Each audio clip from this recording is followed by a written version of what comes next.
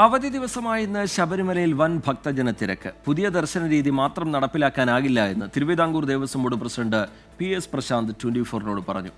ഭക്തർക്ക് പരമാവധി ദർശനം നൽകുകയാണ് ലക്ഷ്യമെന്നും PS പ്രശാന്ത് പറഞ്ഞു.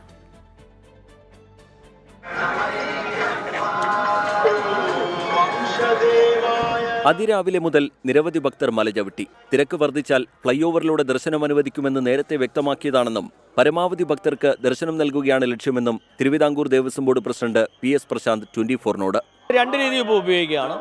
കൊടിമരച്ചോട്ടിൽ കൂടി നേരിട്ട് നമ്മൾ ദർശനം കൊടുക്കുന്നുണ്ട്, ഫ്ലൈ ഓവർ നമ്മൾ ഉപയോഗിക്കുന്നുണ്ട്.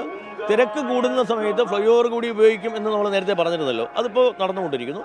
കൊടിമരച്ചോട്ടിൽ കൂടി കടത്തിവിട്ടുകൊണ്ടിരിക്കുന്നു. പരമാവധി ആളുകൾക്ക് ബുദ്ധിമുട്ടില്ലാതെ ദർശനം കൊടുക്കുക എന്നുള്ളതാണ് ബോർഡിന്റെ പരിശ്രമം. അതിനായിട്ടുള്ള ശ്രമമാണ് നമ്മൾ നടത്തിക്കൊണ്ടിരിക്കുന്നത്. ബലിക്കലിന് സമീപത്തെ പാതയിലൂടെ ദർശനം നടത്തുന്ന ഭക്തർക്ക് കൂടുതൽ സമയം അയ്യപ്പനെ കാണാൻ അവസരം ലഭിക്കുന്നുണ്ട്. മീനമാസ പൂജകൾ പൂർത്തിയാക്കി 19-ന് ഹരിവരാസനം ചൊല്ലി നടയടയ്ക്കും. 24 പത്തനംതിട്ട.